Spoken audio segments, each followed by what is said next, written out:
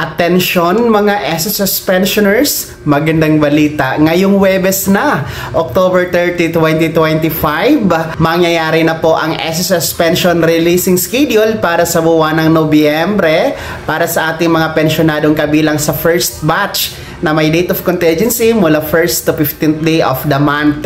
Mapapaaga po ngayong Huwebes, October 30, ang inyong November pension dahil ang inyong original schedule which is November 1, natapat po kasi yan sa Sabado at saka undas din po yan. Kaya weekend and holiday yan.